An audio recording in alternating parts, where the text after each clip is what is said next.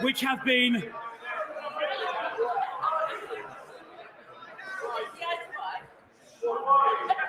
routine meetings that have been long scheduled. Can I say, I know it's the first Wednesday back, we're all excitable, a little calm so I can hear the Minister. Come on, Minister. Thank you, Mr. Speaker. Routine meetings that have been long scheduled, and certainly not a cause for exuberance or overexcitement from the benches opposite. Mr. Speaker, as we know, the world has faced surging energy prices since Putin's illegal invasion of Ukraine.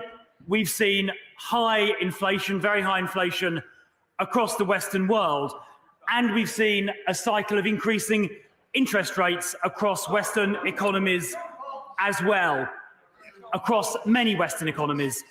But let me reassure the House that the fundamentals of the United Kingdom's economy remain resilient. Unemployment at 3.5% is the lowest it's been in my lifetime. And for the record, I was born in 1976. Economic growth last year, the calendar year 2021, was the highest of any G7 country, 7.5%. And just yesterday, the IMF forecast that economic growth, GDP growth, this current year in the UK would be at 3.6%. Once again, for the second consecutive year, the highest of any G7 country. So our economy is in resilient condition. But I know that many families are worried about the challenges we face. And that is why just a few weeks ago, 2 or 3 weeks ago, we introduced the energy price guarantee. Families were genuinely fearful that they might face energy bills this winter of £3,000, £4,000, £5,000, £6,000 or even £7,000 per year. But that energy price guarantee will ensure the average household sees energy prices no higher than £2,500 on average, not for 6 months like the Labour plan, but for 2 years.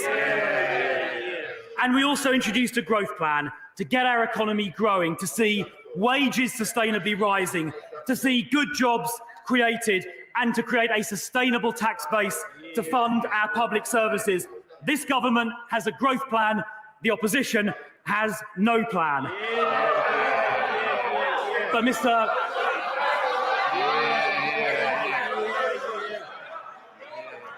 Mr. Speaker, we intend to do this in a way that is fiscally responsible, and that is why on the 31st of October, in less than 3 weeks' time, the Chancellor of the Exchequer will set out the medium-term fiscal plan, explaining to the House exactly how he will do that and how we will continue the UK's track record of having the highest growth in the G7, not just last year, but this year as well. Rachel Reeves. Mr. Speaker, people are facing insecurity, instability, and deep anxiety, and they deserve answers. Conservative economic policy has caused mayhem with financial markets, have pushed up mortgage costs, and put pension funds in peril. And it's wiped £300 billion of the UK stock and bond markets, all directly caused by the choices of this government. The mini-budget just 19 days ago was a bonfire made up of unfunded tax cuts, excessive borrowing, and repeated undermining of economic institutions. It was built and then set ablaze by a Conservative Party totally out of control. Not disruptors, but pyromaniacs. And that fire has now spread. And yet government deny all responsibility. So will the Minister tell the House what guarantees will the government give that the currency slide will stop and that people's pensions are safe? How do they expect people to pay £500 more a month on average on their mortgages? How many more repossessions of family homes will there be if the government do not change course? How much more is the government borrowing on debt interest because of higher borrowing costs? While ministers desperately try to blame global conditions, why is it that no other central bank in the world has had to step in 3 times in less than 3 weeks to protect financial stability? The country now faces a very serious situation. Ahead of the ending of the Bank of England's emergency operations this Friday, what action will the government take to ensure that their budget doesn't have further consequences for financial stability or for people's pensions? Mr. Speaker, this is a Tory crisis made in Downing Street, but it is ordinary working people who are paying the price. And it can only be resolved when the Conservatives put aside their pride and reverse this catastrophic mini-budget, and they must do so now. Well, the Shadow Chancellor calls for a reversal of the growth plan, yet at the first opportunity last night, they voted for it. She asked about mortgage rates. Let me point out to the Shadow Chancellor that mortgage rates around the world have been on an upward trajectory all year. And in fact, if we compare base rates in the United Kingdom to the United States, she will be aware that in both countries, the base rate started this year at 0.25%. In the UK, the base rate is currently 2.25. In the US, it is 3.25, a full percentage point higher.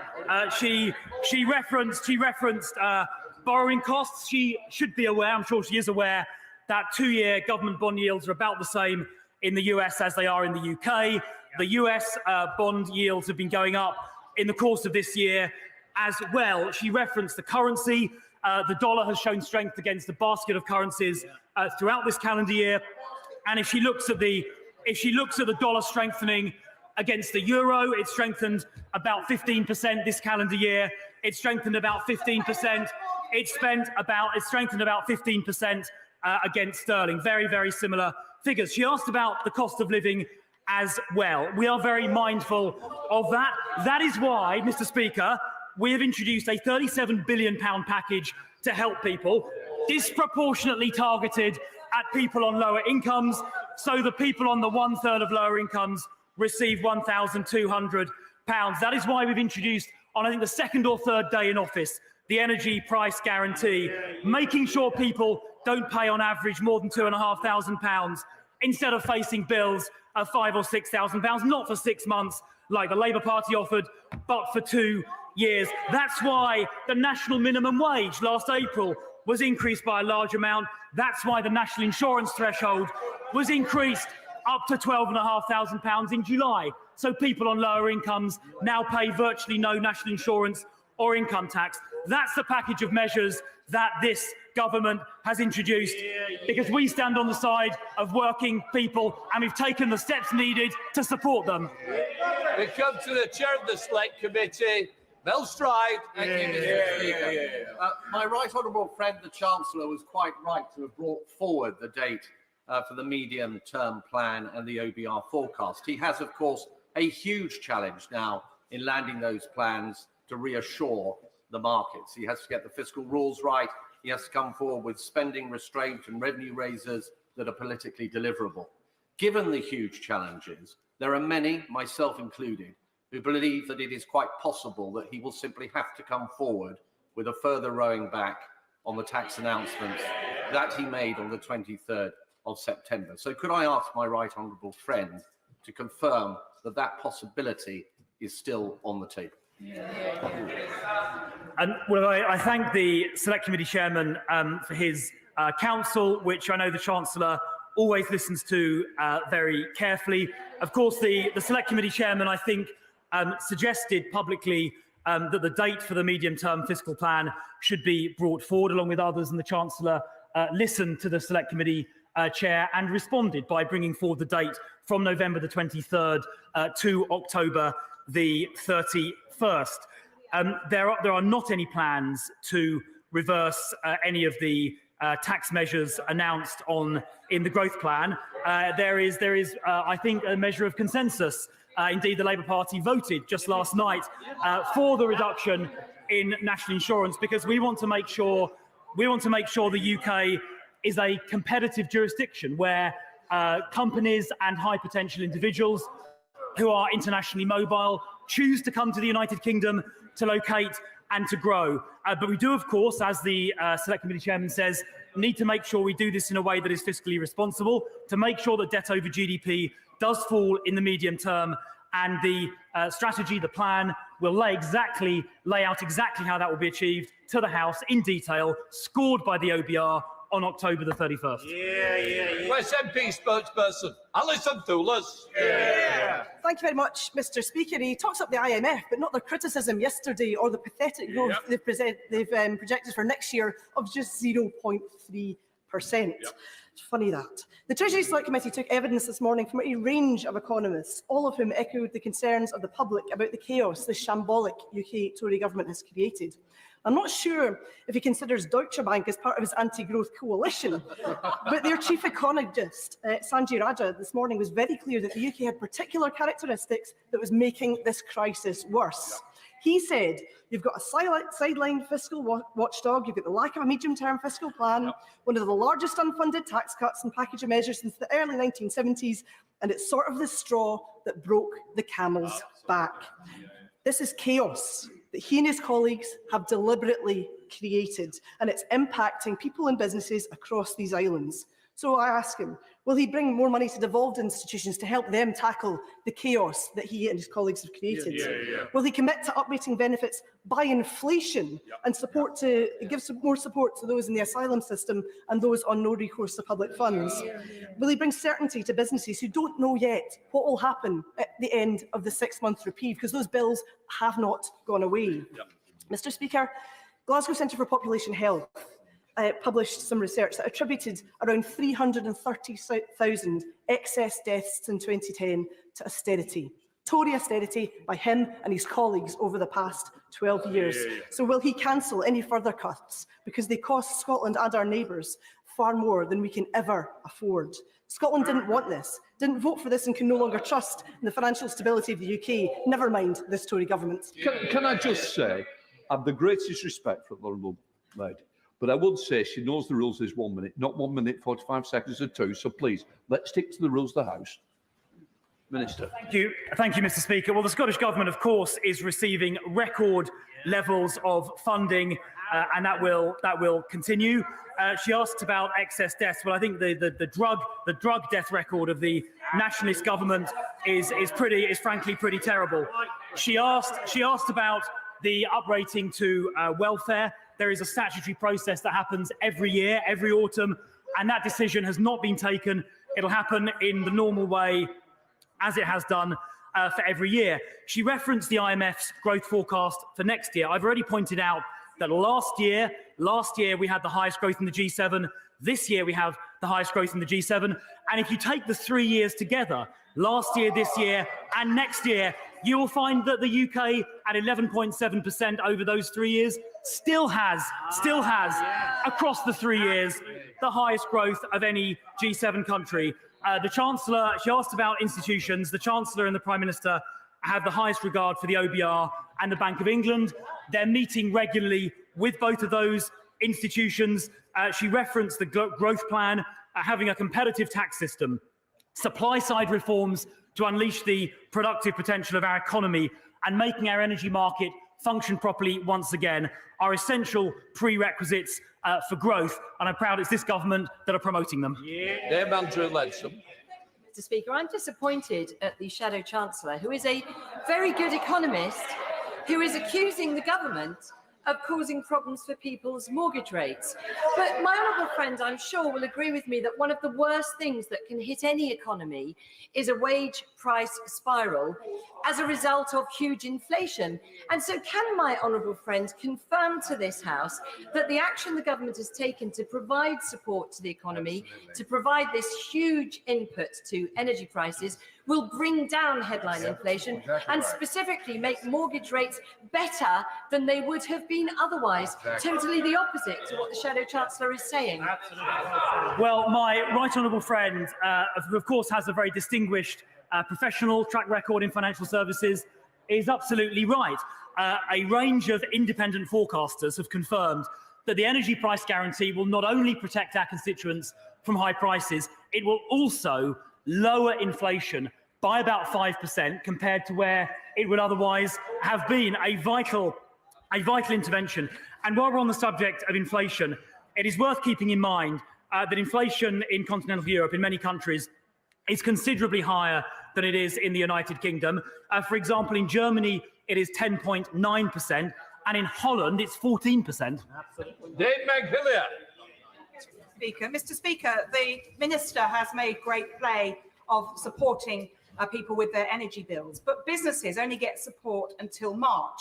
And the government also puts great play on creating growth. Many of the businesses in my constituency, particularly hospitality businesses, with only a guarantee on their energy bills till March, are making decisions in the coming weeks about whether they will be able to stay open and continue to be employers. How does that help growth? And will he give them some guarantee from March onwards?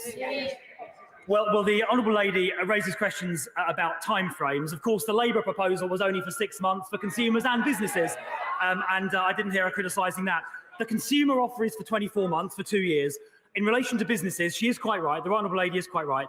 The business scheme is for 6 months, but the government made a commitment back in September that within 3 months of September, so within 2 months of now, further plans will be brought forward to explain to businesses and charities and indeed the public sector how they will be handled after March of next year. And my right honourable friend, the Business Secretary, will announce that to the House in the coming weeks.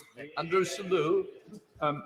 Growing our tax revenues in a way that is sustainable in every sense of that word is clearly massively important to pay for all the things we deeply care about. But will my right honourable friend reassure us that he does get the significance of government borrowing costs and that he will make sure that His Majesty's government does nothing that pushes those up unnecessarily high compared with the United States and Germany? Yes, my honourable friend is making a very important and very reasonable point. And I've said already, he mentions comparisons with other countries. Of course, our 2-year bond yield is about the same as the United States at the moment. But we are mindful of the need to ensure reasonable borrowing costs, which of course means financial responsibility. Our debt to GDP ratio today is the second lowest in the G7. And my right honourable friend, the Chancellor, will be setting out in under 3 weeks' time, on October the 31st, precisely how he will be delivering fiscal stability and fiscal responsibility in the years ahead. And I'm sure my honourable friend, when he hears that statement, will be reassured and comforted by it. Emma Hardy. Mr. Speaker, earlier today we were given evidence on the Treasury Select Committee, which was incredibly sobering. All 5 of the economic specialists agreed that the UK's budget had contributed. But just come back and listen to another question. You shouldn't just dash out. Please, Emma Hardy, sorry. Thank you, Mr. Speaker. As I was saying, earlier today we had evidence on the Treasury Select Committee where all 5 economists agreed that the UK's budget has contributed to the current economic turmoil. So with the Prime Minister earlier stating there was going to be no budget cuts, and further to the point from my friend, the Chair of the Treasury Select Committee, does the Minister agree with Mohammed El-Iran, the Chief Economic Advisor at Alliance, who said yesterday, "I see no alternative but the government saying we will not cut taxes now"? Well, I thank the Honourable Lady for her question. I've already set out how there have been global trends over the last 6 or 9 months in terms of higher energy prices, higher inflation, and a cycle of increasing interest rates around the globe. And in particular, I set out how the monetary tightening in the United States at 300 basis points over the last 9 months or 10 months is 1.5 times higher than the fiscal tightening in the United Kingdom, which has been over the same period 200 basis points. In relation to her questions about balancing the books over the medium term, I mean, the fiscal plan, the medium-term fiscal plan will set that out. We do intend to control public spending, for example, to stick within, well, let's listen to the answer, to stick within the SR21 spending limits. But I would point out to the House that those SR21 spending limits do see real terms increases over the 3 years. But we are going to be sticking with iron discipline to those spending limits and not increasing them. And we'll also show spending restraint in the years ahead. But showing spending restraint is different to real terms cuts. James Cartledge. It's very welcome that a few minutes ago the Chief Secretary said that the effect of the statement on 31st of October would be to show that the Chancellor was 100% committed to fiscal responsibility. That is very welcome to colleagues on all sides, I think. That means that all the previous unfunded tax cuts will now be funded in that statement. What the statement will set out in the round is how we will get debt as a proportion of GDP falling in the medium term. That is the critical metric, and that is what the medium-term fiscal plan will deliver. Dame Angela Riedel. Very much, Mr. Speaker. Can I just offer the Chief Secretary to the Treasury some gentle advice? If he refuses to accept that the fiscal event on the 23rd has had any effect on what's happened in the markets since, then that will not be reassuring for the markets. He needs to stop being in denial and admit that serious mistakes were made. Now, the Prime Minister said in Prime Minister's questions there would be no public spending cuts, and yet we know, as a result of the fiscal event and the unfunded tax cuts, that there's a £60 billion gap between the expenditure and the money coming in. So no public spending cuts. That only leaves the reversal of the tax cuts to balance the books, doesn't it? Well, look, I've already explained in response to a previous question that spending restraint is not the same as real terms cuts. We do not plan real term cuts, but we do plan iron discipline when it comes to spending restraint. But the answers to her questions will be set out in full at the fiscal statement, which will be accompanied by a full OBR scoring and a set of OBR forecasts, when all of these questions will get very clearly answered.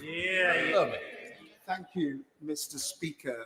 The intervention of the Bank of England into both the gilt market and the corporate bond market has alarmed many over the recent days. I'd be interested in the Chief Secretary's view as to what is the Treasury's assessment of the cost to the Treasury and the fiscal position to the Bank of England's interventions in those markets. I thank my honourable friend, the member for Hitchin and Harpenden, for his question. It obviously depends on the prices at which the Bank of England buy and sell bonds or gilts in the market. It's worth observing that so far they've purchased considerably less by value of gilts than the limits that were set out originally. So the volume of gilts that they've got on their balance sheet now, much less than the limits. But to answer his question about fiscal cost, that if there is any fiscal cost, that will depend entirely on market prices.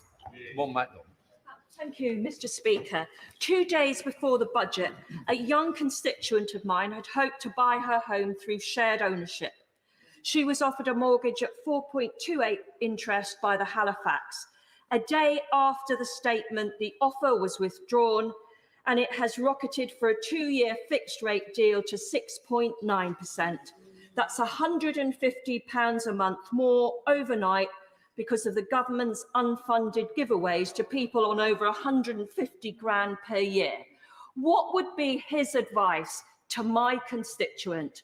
Should she take the deal, or would he agree with this morning's panel of experts at the Treasury Select Committee that she should not go near it because house prices are about to plummet?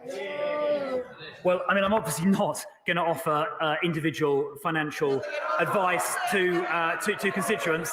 What I would say is there are around about 2,300 mortgage products currently on the market.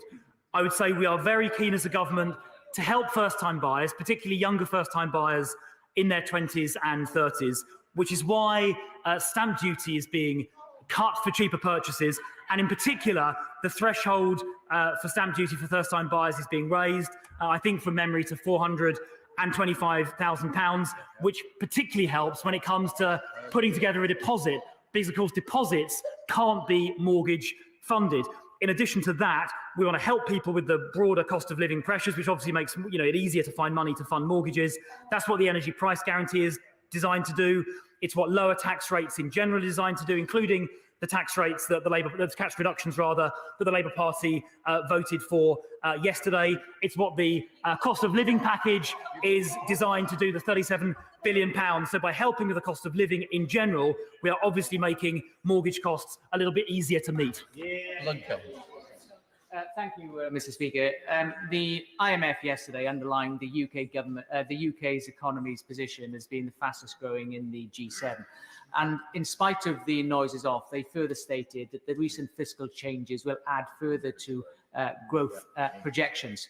That's in addition to the record low unemployment data that has been highlighted this week. But does my right honourable friend agree that further changes need to be made in terms of supply-side reforms, which will continue the momentum in the growing economy so that that will result in real jobs in my constituency and right across the country? Well, I'm grateful to my right honourable friend for mentioning again the international comparisons. The unemployment figure in the UK, 3.5%, which members opposite have inexplicably not been asking about, the lowest in my lifetime, compares very favourably to France, where it's more than double, 7.3%, or Italy, where it's 7.8%. Even in Canada, it is 5.2%. So our unemployment figures compare very favourably internationally. And when it comes to the growth figures my friend asked about, the UK once again over the last 3 years taken together, 11.7% over those 3 years, heads the G7 considerably, 4 times higher nearly than Germany at 3.9. Over double Japan at 5.1 and higher than France, Italy, Canada and the USA. But he asked about supply-side reforms to help his constituents, and my honourable friend will be hearing a lot more about those supply-side reforms in the coming weeks, both from Secretaries of State directly and from the Chancellor at the medium-term fiscal plan to explain how we're going to get regulatory burdens off the back of businesses to help them grow and create the jobs for his constituents that he quite rightly wants to see. Shamara Ali. Thank you, Mr. Speaker. The mini-budget fiasco has caused a material risk to UK's financial stability, and the Bank of England has said that $1 trillion could have been erased from the UK pension fund investments if it hadn't stepped in following the mini-budget turmoil. So the Minister needs to heed the advice of the Chairman of the Treasury Committee and others across the House and junk the tax cuts in this budget. They're unfunded and they're creating chaos in the markets. We need to restore confidence so that our constituents don't suffer. The Minister needs to stop being arrogant and take heed, listen to the expertise and take action. If the honourable lady objects so much to tax reductions, why did she vote for them yesterday? Absolutely. Henry Smith. Thank you, Mr. Speaker. Yesterday, I spoke with business leaders in my Crawley constituency, and they welcomed both the near record low unemployment levels and the International Monetary Fund outlook of 3.6% growth. Does the Chief Secretary to the Treasury agree with me that that is a direct consequence of the policies that this government is enacting? Yes, I do. The leading growth in the G7 and the lowest unemployment figures in my lifetime are testament to the sagacity of this government's economic policies. Sarah Olney. Very much, Mr. Speaker. Today is another day when the government's mismanagement of the economy is causing market turmoil, putting thousands of pensioners and mortgage holders at risk. The Governor of the Bank of England yesterday told pension funds to sort it out after announcing that the bank's emergency bond buying scheme will close in 2 days. The government has 48 hours to save pension funds. Will the government call the Chancellor back from Washington, hold an emergency cabinet meeting and deal with the pension crisis? The Chancellor is in extremely regular contact with the Governor of the Bank of England. Obviously, the bank and its various agencies have responsibility for systemic financial stability. We're working closely with them and we have complete confidence in the bank's management of this process. Robert Walton. Thank you, Mr. Speaker. The Conservative Party stands for low taxes, but also for fiscal responsibility and sound money. Given that the Prime Minister has just said that there will not be public sector spending cuts, can I ask the Chief Secretary to the Treasury if the government are considering deferring any of the tax measures recently announced by the Chancellor? We don't plan to defer the tax measures because we think having an internationally competitive tax system is important because it will help encourage businesses and successful individuals to locate here in the United Kingdom rather than anywhere else. I used to be technology minister, and tech businesses can choose whether they locate here or New York or San Francisco or Singapore or South Korea or anywhere else in the world. We want them to choose the United Kingdom, and that is why competitive tax rates and the right regulatory environment is so important. Thank you, Mr. Speaker. Britain has embraced globalisation arguably more than other nations around the world over the last couple of decades. About half of our GDP is subject to international headwinds. But the world is getting more dangerous, not less. He mentioned Ukraine. Could I suggest that any future fiscal statement is run by the National Security Council for comment and perhaps recommendations which might include organising a United Nations safe haven around the port of Odessa so those grain ships can get out, helping reduce the price of food, reducing inflation in this country? Well, I thank my honourable friend for his suggestion around Odessa. I know he's a sort of expert in military matters and matters of international diplomacy, and of course he's, I think, been to Ukraine in the past 12 months. I'll certainly pass his suggestion on to my colleagues. Sure. I don't think ministers appreciate the gravity or the urgency of this situation, Mr. Speaker. We have a Prime Minister committing to no spending cuts a few minutes ago. We have a government still committed to tens of billions of pounds of unfunded tax cuts, and the Bank of England withdrawing its special support on Friday. What is the government doing to avoid a market crash this Friday? Well, I mean, the reason that on the second day of the new government's term in office, we brought forward the energy price guarantee was to protect consumers and effectively lower inflation by 5% compared to where it would otherwise be. We've legislated at pace yesterday to alleviate the burden of the national insurance increase, which members opposite enthusiastically voted for. In terms of markets, we're, as I've said already, in regular contact with the Bank of England and have complete confidence in their ability to manage systemic financial stability. Marco Longi. Mr. Speaker, the funds made available by the Bank of England to purchase gilts have been described by the Shadow Chancellor as taxpayers' money. Now, I find that very confusing because my understanding, not as an economist, is that those funds are not taxpayers' money. In fact, the Bank of England may even make a profit from the actions it takes on the markets. Different people will have different views as to whether this is an appropriate action by the Bank of England in terms of their intervention. However, will he agree with me that it is completely wrong for the Shadow Chancellor to describe it as taxpayers' money? It is not taxpayers' money in the sense that the phrase suggests. And there is a fiscal indemnity so that any profit or loss will end up flowing back to the Exchequer. But as I said to my honourable friend, the member for Hitchin and Harpenden, whether that is crystallised depends on market prices. But I would point out that the value or the volume of gilts so far purchased is considerably less than the limits that were set out.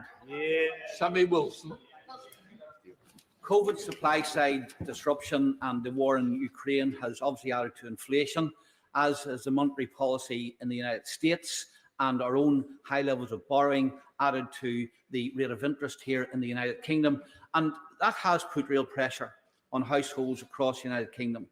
Despite the fact that the government has responded by putting more money in people's pockets and through tax cuts and also with the help with the electricity bills, there is real concern, public concern, about the economic stability of our economy. And would the Chancellor accept that this is partly due to poor political decisions such as reducing the top rate of taxation, bad communication of his own strategy, open warfare on his own benches, and some of the careless remarks we saw yesterday from the Governor of the Bank of England? Look, I think the Prime Minister said a couple of weeks ago that some of the pitch rolling or preparation could, with hindsight, have been better handled.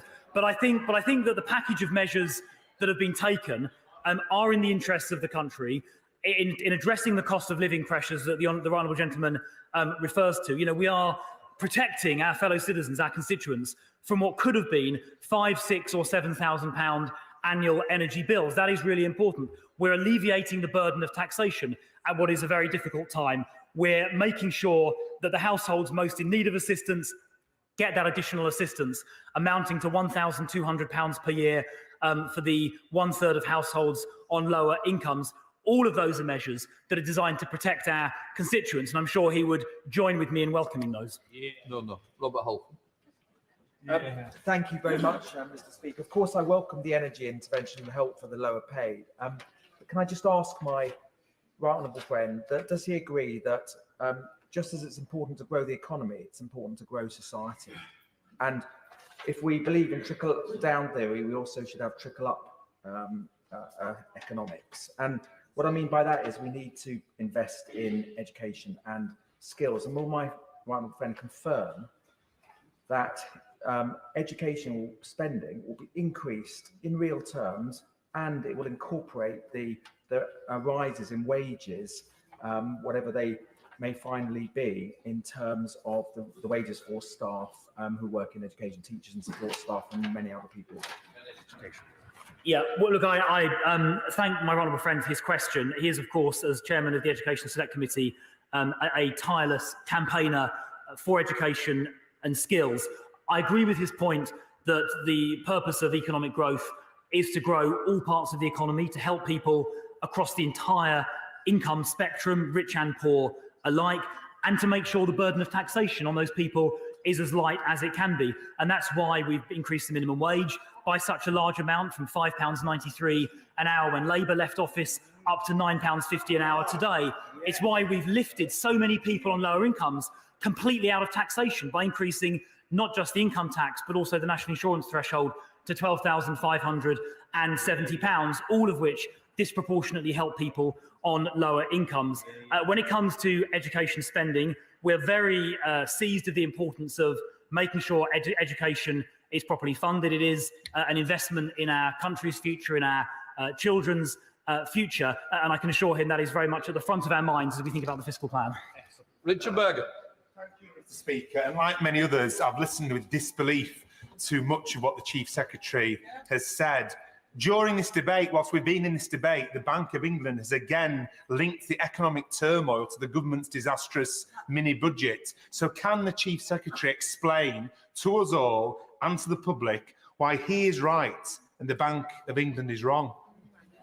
I can explain again, as I've done before. We're in a global cycle of interest rate increases. There's been global dollar strength, and we've taken action in the energy intervention and in the growth plan to protect our constituents and to get our economy growing and build on our record as the fastest growing G7 economy last year, this year, and over the 3-year period as a whole. It's understandable. Thank you very much indeed, speech. The whole world is facing a global inflation crisis, with the US, Germany, and other countries facing a worse situation. And that is why I believe the best way for people to deal with the situation is to get more people into better quality jobs, which is why I've already hosted 2 job fairs in Bother Valley, another one in Friday week in Wales High School. And please see, 680 more people this year are in work than they were last year, and 40 more people in work this month than last month.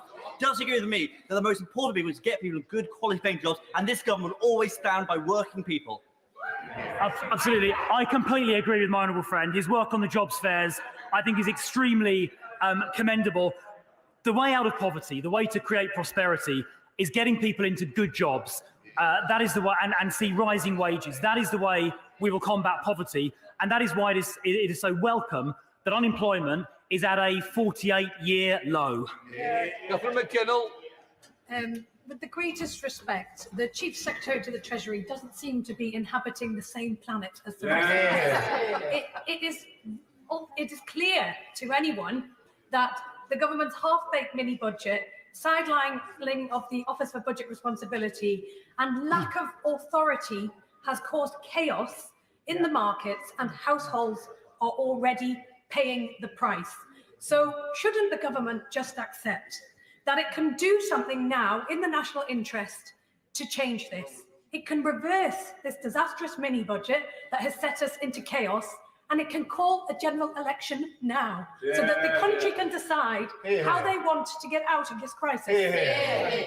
Well, she calls for a reversal of the growth plan, yet she voted in favour of its largest measure just last night. She talks about sidelining the OBR, yet the OBR will be fully scoring the medium-term fiscal plan on the 31st of October. The right response is to protect our constituents from rising energy prices. We did that on our 2nd or 3rd day in office. The right response is to get our economy growing, and that's what the growth plan will do. Imran Hussain. Mr. Speaker, the Minister today has made much mention of spending and pay restraints. The government has repeatedly told workers during the cost of living crisis they must accept pay restraint to keep inflation in check. whilst plotting to make further swinging cuts to public services. So can I ask the Chief Secretary why this pay restraint and these cuts don't apply to bankers too? And isn't it just the case that this is the same old Tory ideology of austerity for the pressed many and luxury for the privileged few? Well, if I may respectfully say, I think that is nonsense. The tax reductions, including the ones that he voted for last night, apply to everybody in work earning more than £12,570 a year. The national insurance cut and the cut to the basic rate of income tax, those are tax cuts for everybody, rich and poor alike. The increases in the threshold disproportionately benefit people on lower incomes, and the people on the very lowest incomes now don't pay any national insurance or tax at all. And the significant increases we've seen in the national minimum wage from £5.93 an hour under Labour to £9.50 an hour now, again, most benefit people on low incomes, because this government stands on the side of people who are on lower wages but doing the right thing by working. David. Mr. Speaker. Mr. Speaker, I thank the Minister for his attempts to reassure the UK economy, even though it's simply not working. Does the Minister agree with the former Chief Advisor to the Bank of England, who said that because of this budget, we can simply say goodbye to growth? Respectfully, no, I don't agree. Rebecca Long-Bailey.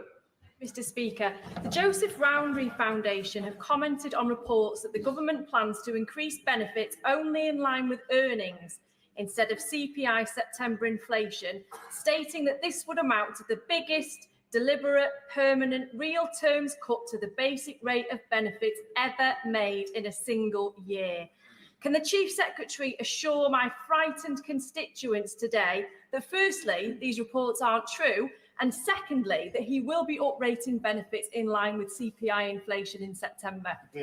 Already explained, and I think I said yesterday, that there is a statutory process that happens every single year where these decisions get taken. No decision has been taken on this question yet. Indeed, the September CPI figure, which is relevant, hasn't even been published yet. When the decisions are taken, of course, ministers will have regard to the cost of living pressures, the high inflation that we and many other countries are experiencing, although, of course, the energy intervention will make that inflation lower than it would otherwise be. We also, of course, do have to pay regard to hard-working taxpayers who ultimately have to pay the benefit bills, and we're going to take all of that into account when we make these decisions. David Linden.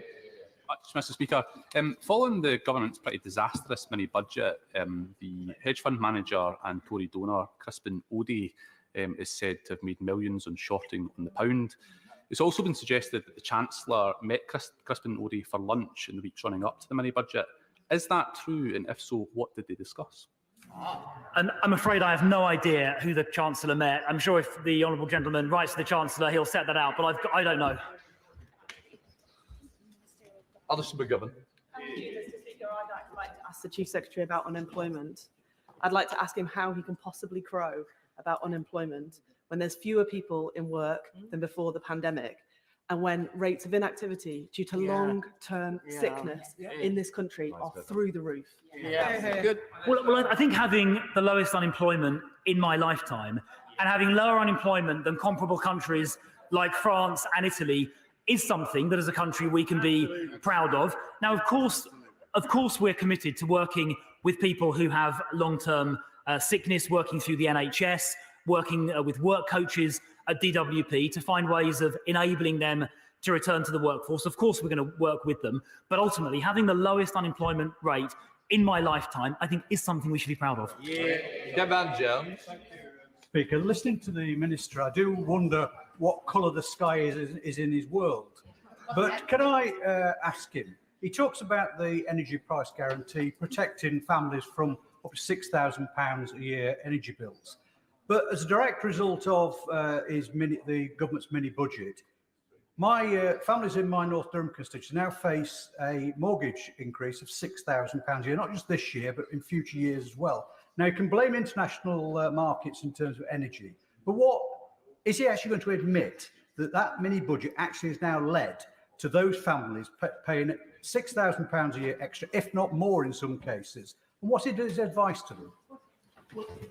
I've explained already that there is a global upswing in interest rates. So he can say no and not want to hear it, but I'll just tell him again.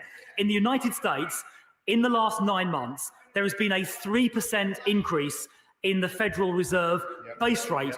In that same period, the Bank of England base rate increase has only been 2%. It's gone up by 1.5 times more in the United States compared to the United Kingdom.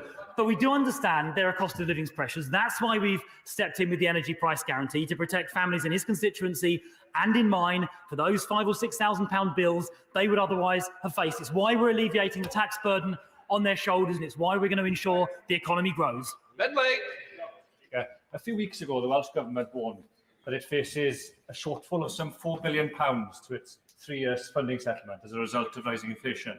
Can the Minister confirm that the Treasury will consider, in its statement at the end of the month, providing additional funding support to help mitigate the impact of inflation on the budgets of public services in Wales? Well, I mean, public expenditure, both in Wales and across the whole United Kingdom, stands at record levels. It has never been higher. In relation to extra funding, no, we are going to have iron discipline when it comes to public spending. So the spending plan set out at the Comprehensive Spending Review 2021, covering this current financial year and the next 2, are limits we are going to stick to with discipline, because it is important we make the numbers add up. John Cryer. Mr. Speaker, the Chief Secretary, in answer to his honourable friend a few minutes ago, said that the cost to the Treasury of the Bank of England's intervention was not known because it depends on pricing, which is fairly blindingly obvious even to him, I would imagine.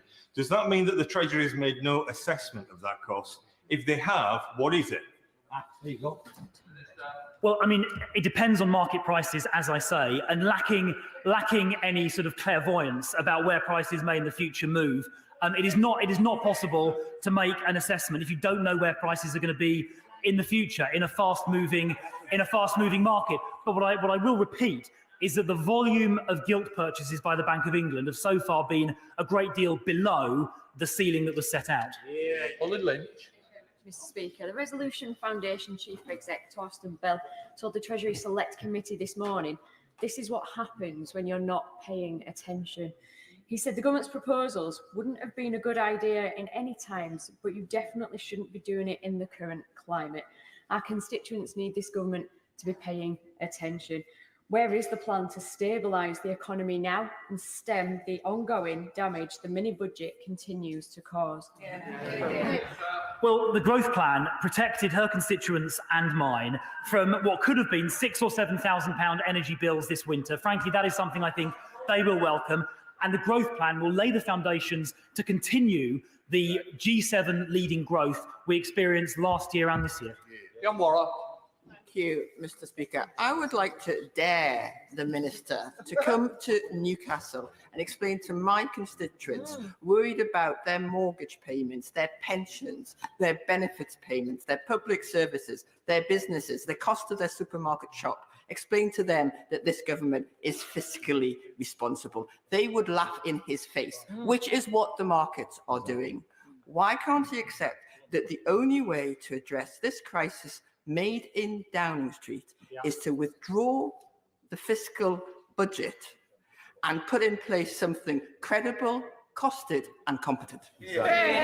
Well, she once again calls for the withdrawal of the growth plan, and yet she voted last night for the biggest measure contained within it.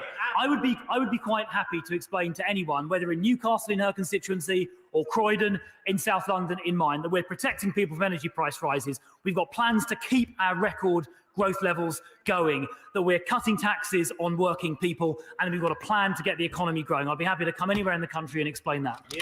Paulette Hamilton.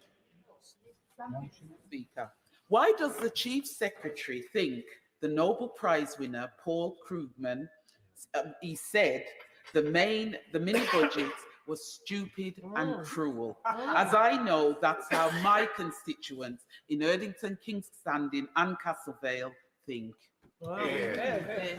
I would imagine constituents in her constituency as much as mine are pleased they will not be facing energy bills of £6,000 or £7,000 this winter, which the growth plan delivered.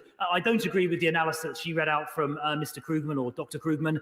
I think this plan, Professor Krugman, I'm happy to stand corrected, because this growth plan is one that will make sure that we continue with our G7 leading levels of growth. The 60 billion of borrowing for the energy guarantee is to be paid back by bill payers, not the oil and gas producers who are making the record profits on the backs of the public's misery. That is not fair. So will he consider raising not the temporary windfall tax, but the basic tax rate for oil and gas producers, which in the UK is the lowest in the entire world? If he raised it even to the global average, he would raise an additional £13.4 billion every single year. A couple of points to make. Firstly, energy companies already pay, or extraction companies already pay, around about double the rate of corporation tax that other companies do. In addition to that, we have imposed the energy profits levy, which sees the rate of taxation on their profits increase to 65%, which is a pretty significant rate of tax, even by Labour Party standards, which will raise around about £23 billion over the relevant 3-year period. He will also have seen the announcement by my right honourable friend, the Business Secretary, just yesterday, to make sure that renewable companies are providing energy to our constituents at reasonable prices. So the suggestion that there is no contribution being made by the energy sector in these circumstances is frankly not accurate. Exactly. Mr. Speaker, the Minister's quoted IMF analysis, but curiously not the part that warns that rising prices will be worse in the UK, noting that the government's tax cuts will complicate the fight against soaring prices, and expects higher prices to last longer in the UK than elsewhere. So can the Minister tell me what he believes his analysis will be on 1, food prices, and 2, tackling food poverty in the next 2 years? Well, what I can say is that the energy intervention will make sure inflation in this country is about 5% lower than it would otherwise be. That's not a government forecast, that's the consensus of independent forecasters. And I can also say to the honourable gentleman that the inflation rate in the United Kingdom is lower than in some other countries, including Germany and Holland. Thank you, Mr. Speaker. No matter what the Minister said today, the fact remains that sums just do not add up. And that's a fact. They've lost control of the situation. They've shown a level of incompetency that's been really seen in British politics. And as a result of that, we've seen increased anxiety and even terror about cost of living and energy bills, but also now mortgages. And the point I want to ask him is about pensions. Can you give absolute guarantee assurance that people should not need to worry about the future of their pensions? Yeah, good question. Well, if he's asking about the state pension, the Prime Minister's been clear, we stand by the triple lock. If he's asking about the private pension system, then yes, I have complete confidence in the Bank of England's responsibilities around financial stability. And in relation to his first comment, I think having the lowest unemployment for 48 years and the highest economic growth in the G7 is something we should all be happy about. Thank you, Mr. Speaker. As well as mortgage costs, the cost of lending to businesses is also going up, and UK Finance has said that small businesses have £204 billion in outstanding debt. What assessment has the Chancellor and his department made of the impact of the rise in borrowing costs, what they will have on businesses' ability to invest, and what is the Minister going to do about it? We're very mindful of the impact that rising global interest rates have on businesses, and that is one of the reasons why we're going to keep corporation tax down at 19% rather than increase it to 25%. One thing I don't know, though, Mr. Speaker, is whether the Labour Party support that or not. Exactly. Helen Hayes. Thank you, Mr. Speaker. I'd like to relay to the Chief Secretary a message that I've just received from one of my constituents who was watching PMQs. He says, the Prime Minister says she is unashamedly pro-growth and pro-business, but our local dry cleaner was in tears this morning at the news that their energy bill has gone up more than 4-fold. They say they get it, but they really don't. What does the Minister have to say to my constituent and to thousands more of my constituents who are simply terrified about how they will sustain their businesses or keep a roof over their heads in the context of this self-inflicted chaos and harm to our economy that his government is causing? Well, look, in relation to the energy bills for the dry cleaner in her constituency, I mean, just firstly, she must be aware that the energy price crisis is something that the whole world has been experiencing as a result of Putin's illegal invasion. That is what is driving energy prices higher. In relation to their bill, the business, the dry cleaners, should be the recipient of the business energy guarantee scheme. It shouldn't see bills rising as high as she just suggested. So if she could perhaps write to the Base Secretary or indeed to me with this particular case, I'd be very happy to look into it to try and make sure that that business, like businesses in all of our constituencies, are being properly protected. Steve McCabe. Thank you. Further to my honourable friend for Halton's question, will the Minister give us a few details of the government's backup plan to protect people's pensions should the run on gilts continue when current Bank of England support ends, despite dire warnings from the pensions industry? Well, as I said already, the Chancellor of the Exchequer is in regular contact with the Governor of the Bank of England and his officials. The Bank of England have responsibility for financial system stability, and I've got complete confidence in their ability to manage that. Wendy Chamberlain. Thank you, Madam Deputy Speaker. The energy price guarantee still means increases in costs for consumers, and we know for disabled people that they already face higher costs. And for thousands of unpaid carers, the only support they receive from the government is carers allowance, and in many cases that means they've been excluded from cost of living support. In addition to that, carers allowance is effectively means tested due to the earnings cap, meaning that carers can't seek work, as the Chief Secretary seems very keen for them to do. So will he commit to ensuring that we review the carers allowance situation, or if not, providing further support to carers to do such valuable work? Well, she's right to say that even despite the energy price guarantee, this decisive intervention that's protected our constituents from £5,000 or £6,000 bills this year are higher still than they were last year. That's why we've made the £37 billion intervention, which for people on lower incomes amounts to £1,200 and per year. And for people with disabilities, there's more money on top of that for the reason that she mentions.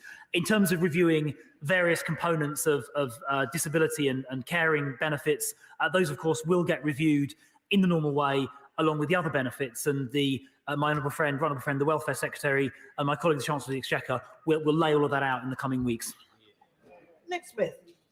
Madam Deputy Speaker, I too am really concerned about the oversight of our pensions industry. So when was the last stress test to see whether these funds had sufficient liquidity to cope with market turbulence? And can the Minister, in simple terms, explain the regulation of pension funds right now? Because our country needs pension stability, not ongoing, homegrown financial crises. Well, we've got excellent regulators overseeing our financial system and pensions in particular, whether that's the Bank of England, whether it's the Prudential Regulation Authority, the Financial Conduct Authority, and the pension regulator. They're all, of course, rightly independent, but I think all of us in government and indeed in Parliament can have every confidence that they are making sure our system is operating safely and securely. Gavin Newlands. Very much, Madam Deputy.